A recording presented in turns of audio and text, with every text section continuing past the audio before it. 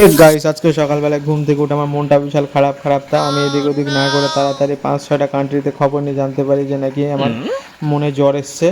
তাই এই নিয়ে আমি আর তারপর আমি আমার মনকে নিয়ে আমার ওই সুন্দর কেটিএমটা নিয়ে ঝড়াম করে রেডি হয়ে চড়াম করে বেরিয়ে পড়লাম সেই সাউথ আফ্রিকার বিখ্যাত এই সবজির দোকানের উদ্দেশ্যে। এই সবজির দোকান না, মানে ওষুধের দোকানের উদ্দেশ্যে।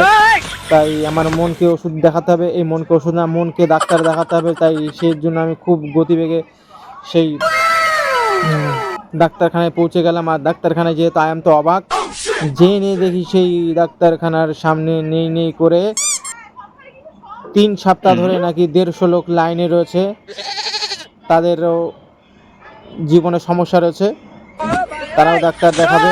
আর তারপর আমি বাড়ি এসে দেখতে পাই যে এলাকাটা একটু বেশি আলো আলো লাগছে। তাই আমি উপর দিকে তাকাতে দেখি আজকে কেমন যেন সূর্য উঠেছে ভাব। তারপর আমি এলাকার থেকে খবর নিয়ে জানতে পারি যে হ্যাঁ নাকি আজকে সত্যি সূর্য উঠেছে, আকাশে নাকি সূর্যকে দেখা গেছে। এই নিয়ে অনেকেই খুব চিন্তিত, অনেকেই খুব আনন্দিত।